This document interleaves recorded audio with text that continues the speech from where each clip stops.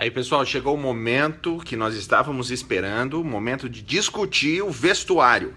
Então vamos lá, você já se perguntou por que tem tanto problema na igreja, principalmente a igreja adventista, a igreja assembleia, congregação cristã, essas igrejas assim, com o vestuário? E principalmente esse problema vem com as mulheres, né? Porque o homem pode vestir mais coisas, desde que tenha gravata e terno. O crente gosta de gravata e terno, você não tem ideia por quê.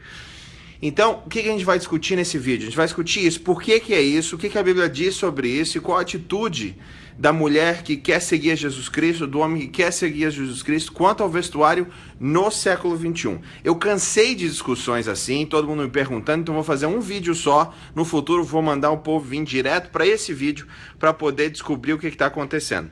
Então, vamos ir direto ao assunto aqui. Vamos começar no começo da história.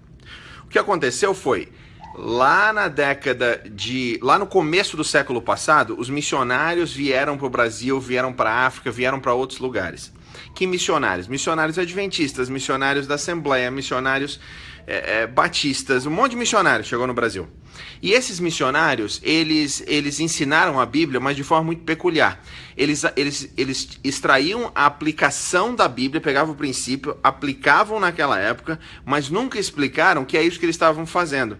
Então eles diziam assim, ó, a Bíblia diz que o homem tem que usar roupa de homem e a mulher tem que usar roupa de mulher, portanto não use calça.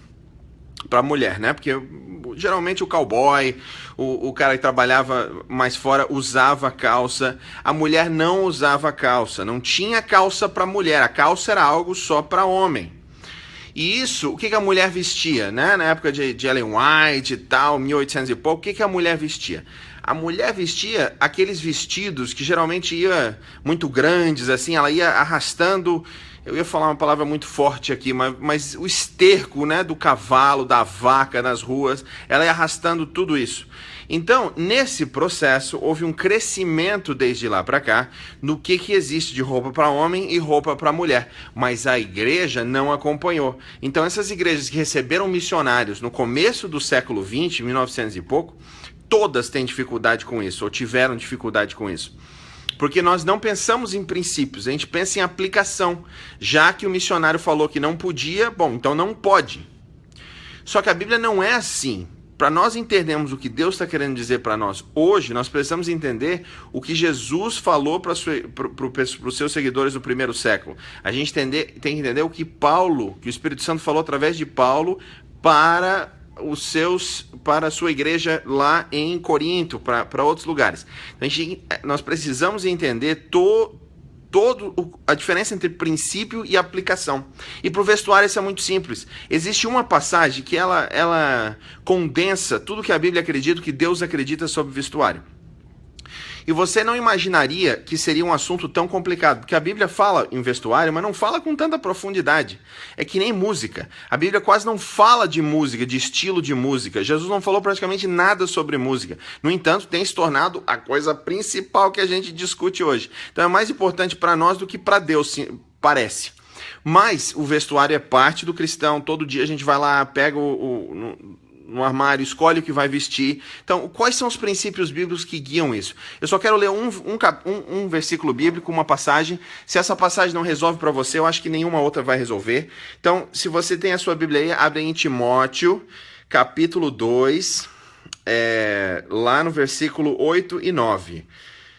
Diz assim, ó: Quero, pois, que os homens orem em todo lugar, levantando mãos santas, sem ira e discussões. Da mesma forma, quero que as mulheres se vistam modestamente, com decência e discrição, não se adornando com tranças de ouro, nem com pérolas ou roupas caras, mas com boas obras, como convém às mulheres que declaram adorar a Deus. Então, esse versículo aqui, primeiro vamos falar com as mulheres, depois a gente fala com os homens. Vamos começar do final para o começo. Então, o que diz aí para as mulheres é muito simples. Você tem que se vestir com decência, modéstia, e a palavra no grego pode traduzir como bom senso. Esses são os 3 princípios bíblicos para o vestuário.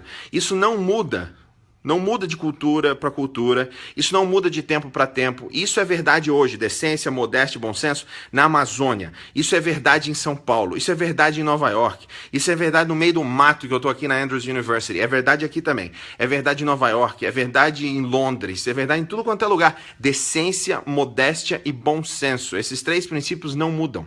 Era verdade na época de Paulo e é verdade hoje. Então, o que significava na época de Paulo? Para a mulher se vestir com decência, modéstia e bom senso. Primeiro, ela não podia usar trança, né? Trança. Então a gente fica apegado às outras coisas da passagem, mas trança também não pode. Então, trança, esquece trança. Minha irmã aprendeu a fazer trança e não deveria, né? Porque deve ser pecado. Se a Bíblia fala que é pecado, deve ser pecado. Isso é uma falta de entendimento. Nós tínhamos o que a Bíblia diz claramente: modéstia, decência e bom senso. Isso se aplicava no primeiro século, não usando trança. Hoje, o que significa ter modéstia, decência e bom senso? Essa é a pergunta que nós precisamos fazer. Então, no contexto que você está vivendo hoje, o que significa modéstia, decência e bom senso? Essa é a grande pergunta. Quando você vai para a praça, né, que eu já vi crente em praça, com uma saia do tamanho do chão, tentando pedalar uma bicicleta, isso até pode ser decente, não está mostrando nada que não deveria. Isso até pode ser modesto, ela não pagou mais do que deveria ter pago na saia. Só que não tem o mínimo de bom senso. Volta. E não usa aquela saia comprida que não te deixa andar de bicicleta. Então, o que acontece? Você precisa ter bom senso, modéstia, decência e bom senso. E quanto à calça especificamente, vamos ser muito claros sobre isso. Se eu colocar uma calça feminina, vai ficar muito estranho, talvez eu até perca a minha ordenação. Por quê? Porque tem calça para homem e tem calça para mulher. Vamos ser muito claros nesse negócio. Então, esse negócio de é roupa para homem, roupa para mulher, não. Modéstia, decência e bom senso. Você já viu saia que não tem um mínimo de decência? Pois é, também tem muita calça que não tem um mínimo de decência, tanto para mulher quanto para o homem. Então, decência significa como você vai ser percebido. Aquilo vai causar nas outras pessoas, geralmente do sexo oposto, vai te tornar um objeto de desejo, porque Deus, você tem muito mais valor para Deus do que ser um objeto. Portanto, não se torne um objeto para os outros. Isso tem a ver com decência. Seja decente na forma como você se veste, dentro da tua cultura. Ser decente no meio do deserto do Saara vai ser diferente do que em São Paulo, que vai ser diferente do que em Rondônia e etc. Então, a primeira coisa é essa decência. Depois tem a modéstia. Modéstia é o seguinte: você não vai comprar um relógio de R$2.000 se você ganha um salário mínimo. Entendeu? Você não vai comprar um relógio de R$10.000 se você ganha R$2.000 por mês.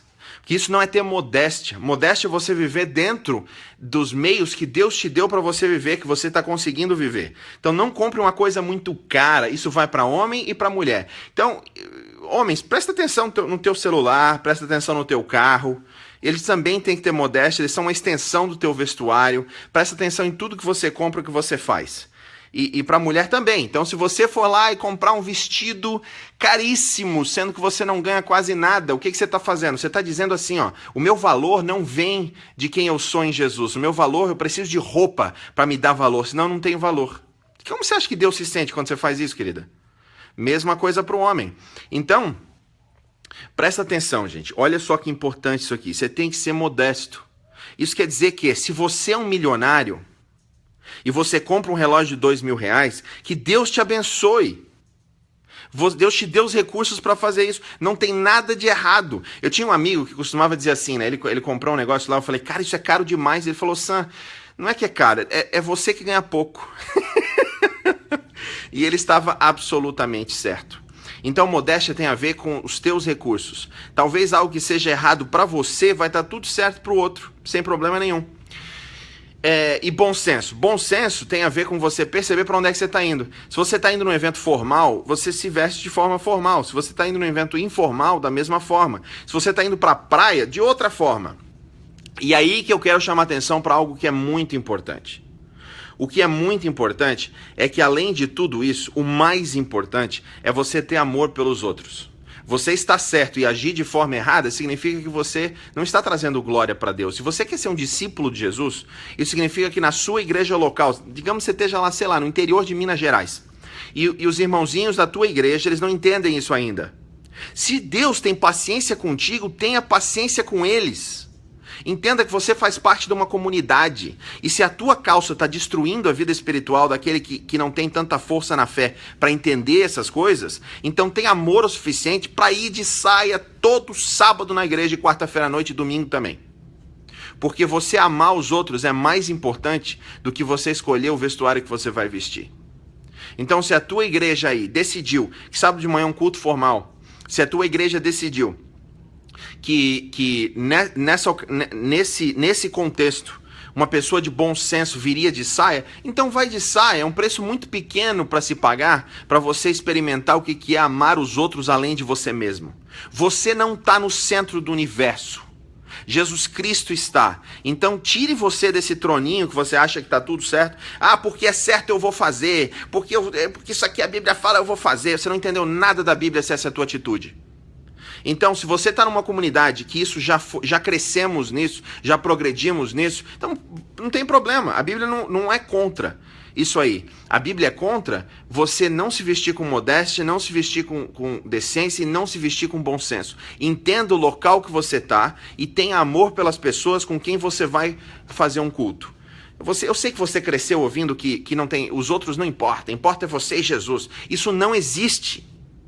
Os outros importam muito. Não é pouco, não é muito. Você não tem como ter um relacionamento com Jesus se você não tem um relacionamento com a tua igreja. Por isso que ficar em casa do sábado não é uma opção. Você precisa ir adorar junto com os outros. Você não tem como fazer parte do corpo de Cristo se você não faz parte de uma igreja.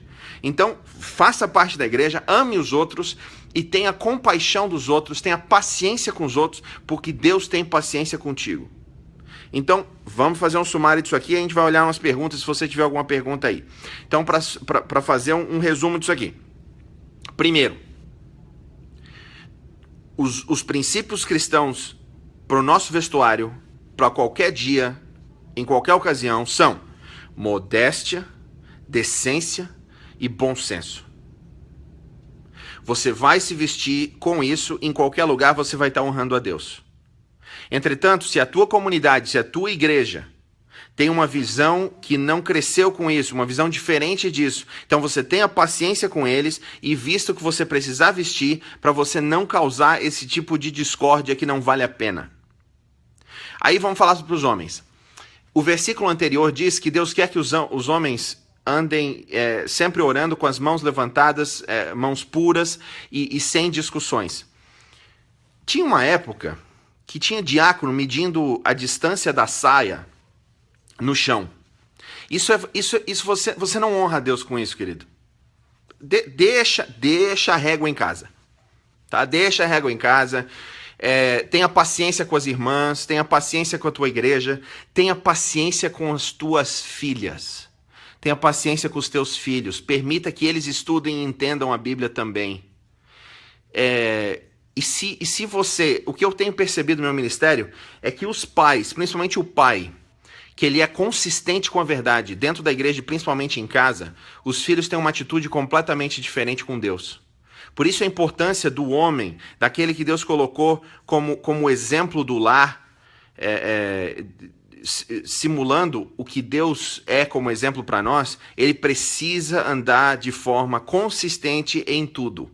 Então, por isso a importância dos princípios. Modéstia, decência e bom senso. E vamos parar de arranjar problema com coisa que é secundária. As coisas primárias são as que eu mencionei num texto aqui. Nós temos um mundo que está sendo dilacerado por terrorismo. Nós temos ódio entre as pessoas cada vez mais. Nós temos no Brasil, por exemplo, um sistema de classes onde o pobre e o rico não se entendem direito. Nós temos problemas sociais, nós temos problemas de violência em casa. Nós temos tantos problemas de verdade que nós precisamos, como igreja, nos unir para resolver. Problema de fome, gente. Fome. Isso é inaceitável. A igreja que Deus chamou ficar discutindo calça quando tem gente com fome. Você está entendendo? Em Moçambique, por exemplo, as universidades adventistas de Moçambique, a Universidade Adventista de Moçambique, os estudantes, eles comem uma vez por dia uma pasta de milho lá e quando tem... quando os nossos irmãos e irmãs, eles estão numa situação dessa, e a gente fica discutindo picuinhas, nós não entendemos nada do que é o evangelho. Então vamos parar. Vamos resolver esse negócio do vestuário e vamos, não essas outras coisas que nós temos aqui. Então vamos lá, manda as perguntas aí. Se alguém tem alguma pergunta, deixa eu dar uma lida aqui no que o pessoal falou. O livro, não li esse livro, o Evangelho na Diversidade de Culturas, não li. Mas tem um exercício legal lá, porque o que pode ser negociável para uns pode ser totalmente negociável para outros. Isso é verdade, mas princípio ele tem que transmitir por todas as culturas. Princípio não muda de cultura para cultura. O que vai mudar é a aplicação daquele princípio. Então, a gente tem que perceber isso aí.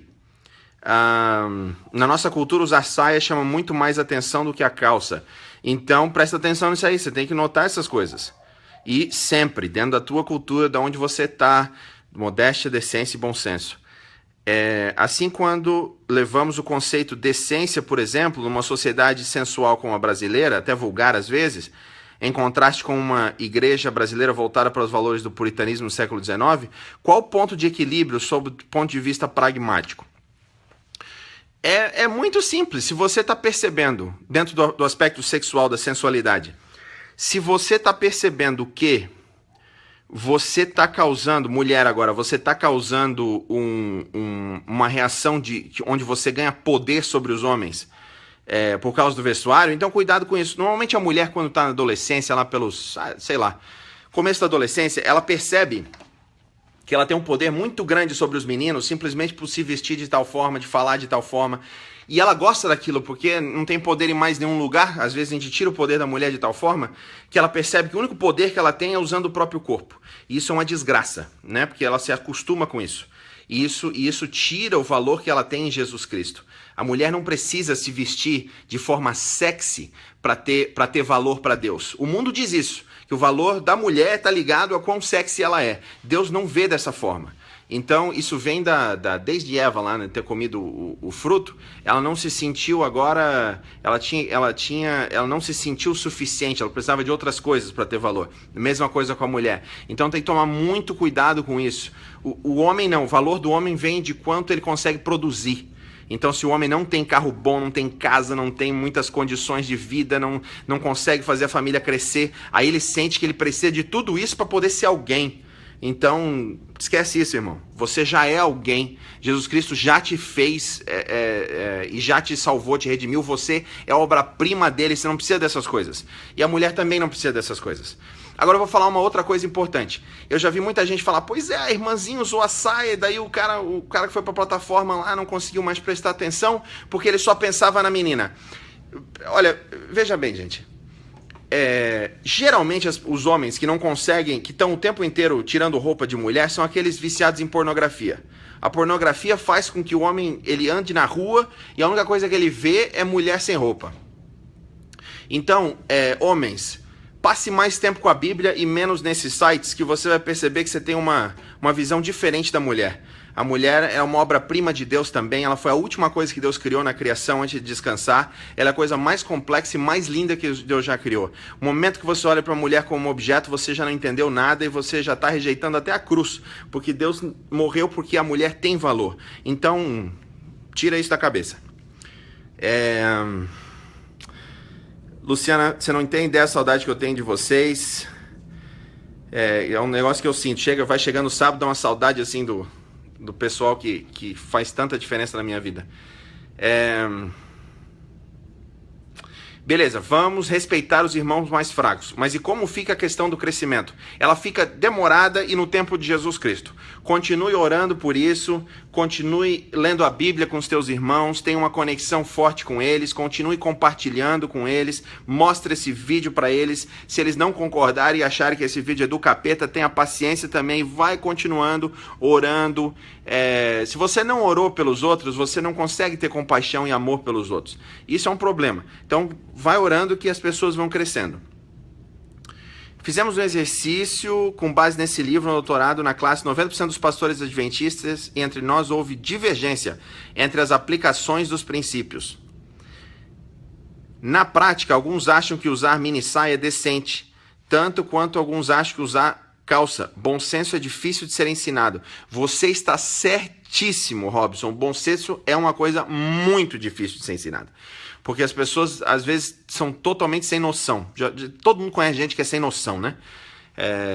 Uma pessoa sem noção... Bom, isso é um problema. Você está certíssimo. Ainda mais quando nós temos microculturas. Então, você chegar em Blumenau, onde é predominantemente alemã, e você ir para Natal, no Rio Grande do Norte, e você ir para Porto Velho, em Rondônia, você não vai ter as mesmas aplicações desses princípios. Às vezes, de uma igreja para igreja, você vai ter uma diferença muito grande. Uma igreja que é rural e uma igreja que é urbana. O importante é essas igrejas se unirem como igreja e falar, como que vai ser aqui na nossa família? Aqui na nossa igreja, como que nós vamos fazer? Pô, aqui vai ser assim. Então tá bom, então vai ser assim. A tua família decidiu isso. Na minha casa, na minha família, quando você entra aqui em casa, você tira o sapato. É isso. Você está entrando na minha cultura, na minha família, na minha casa, e agora você vai tirar o sapato. É simples. Nós tomamos essa decisão que vai ser sem sapato dentro de casa. No jardim você já pode botar o sapato. Cada igreja tem que sentar e ter essas discussões. Quando eu fui pastor de uma igreja em Londres, a igreja do sul de Londres, uma igreja muito conservadora, muito talibã, assim, quando eu cheguei. Mas uma igreja que os irmãos tinham um amor muito grande, tanto pelo evangelho quanto uns pelos outros. Às vezes eles se amavam tanto que não paravam de brigar. De tanto que amavam. E eu aprendi muitas coisas. Era uma igreja que tinha muito medo de eu chegar lá, porque eles me viam pregando sem gravata na minha outra igreja. Isso apavorou. A primeira coisa que eu fiz foi, gente, vamos decidir aqui nessa comissão se sábado de manhã é formal ou informal.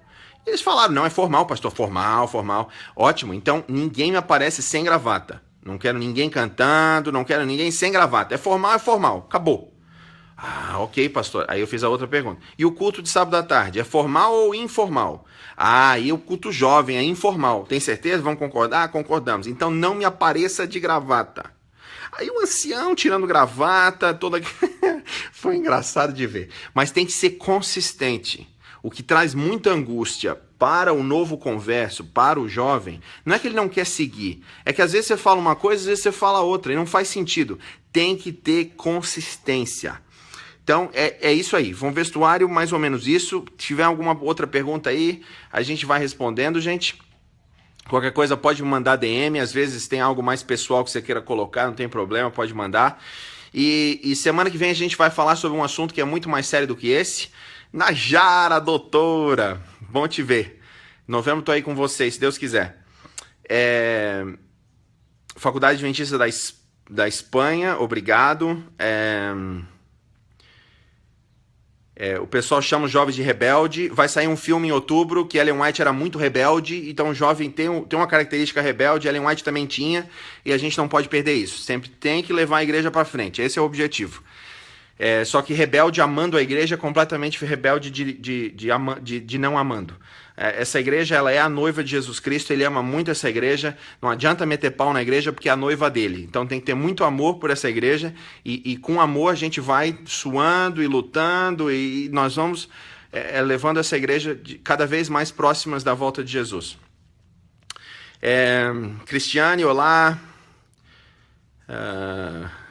O jeito é esperar uns 20 anos, respeitar os mais tradicionais, mesmo que isso me irrite, me faça sentir mal na igreja, incomode uma geração toda. Gostei da ideia de dialogar e ter paciência. É isso, tem que ter paciência, não há outra forma, né? E tem que ter amor, porque você pode estar certíssima, mas se não tiver amor, se não tiver compaixão, se não tiver aquele espírito que Cristo teve, não vai para frente. Então, lembra que Cristo, um dos discípulos dele, ele queria destruir os samaritanos. João e o irmão dele, Tiago, também. Vamos pedir fogo do céu para destruir esses samaritanos. E Jesus falou, você não sabe o que você está falando, mas Jesus teve paciência com ele. E o que aconteceu com João? No final do ministério de João, o que João estava falando? Queridos irmãos, amem uns aos outros. Então ele mudou. Tem que ter paciência para a gente mudar. Deus tem paciência conosco. Será que o problema é uma pedagogia norte-americana no continente acostumado com regime totalitário? Opa! As pessoas esperam de nós uma ordem definitiva e não uma reflexão de princípios. É isso mesmo. O preguiçoso sempre quer uma resposta. Ele não quer pensar. Não, eu posso ou não posso. Me fala se eu posso ou não posso e eu vou seguir. Não, gente, tem que pensar. O evangelho é um convite para pensar. Não é um convite diferente. Você tem que pensar, tem que raciocinar. O judeu vai para a sinagoga todo sábado para struggle, to wrestle with the word. Wrestle é lutar com a palavra. Ele vai lutar com a Torá como Jacó lutou com o anjo e no final teve que pedir para o anjo abençoá-lo. Então a Bíblia é algo que envolve uma leitura, uma luta para entender. Não adianta ter preguiça. Como lidar com os conflitos de geração? Só oração mesmo? Isso influencia muito nos estudos bíblicos que damos e na forma como jovens e pessoas mais velhas ensinam. Jovens, você quer mudar a igreja? Começa a dar estudo bíblico. É isso mesmo. Então imagina se nós tivermos hoje 90% dos estudos bíblicos sendo dados pelo pessoal que está na adolescência ou com 20 anos. O que você acha que vai fazer com a nova geração de discípulos? Então, esse negócio de dar estudo bíblico tem que ser um negócio para adolescente. Adolescente tem que dar estudo bíblico. O pessoal de 20 e poucos anos tem que dar estudo bíblico. Esse é o objetivo mesmo. Você tá certo. Oi, Fran de Porto Velho. Saudade de vocês, gente. Silas, bem-vindo. Depois acompanha o que aconteceu. É isso aí, gente. Foi mais de 15 minutos e eu espero que vocês tenham aproveitado um pouco desse conteúdo. O pessoal que chegou mais tarde assiste o começo. Nos primeiros 10, 15 minutos a gente resolve tudo, o resto a gente está conversando e batendo esse papo. Semana que vem a gente fala sobre outros assuntos, eu não escolhi ainda. Acho que eu vou escolher terrorismo, alguma coisa assim relacionada ao Islã, relacionado a isso que está acontecendo aí no mundo. Se você tiver sugestões de tópicos que você quer ouvir falar, manda aí também. Só mandar na página, na minha página lá. E aí semana que vem a gente vai discutir um outro tópico desse e vamos crescendo junto. Não esquece de acompanhar o filme Conte ao Mundo, que é uma super produção da história da Igreja Adventista. Eu vou botar o trailer aqui nesse chat depois para você dar uma assistida. É algo fantástico que você não pode perder. Um abraço, gente. Fiquem com Deus. Tchau, tchau.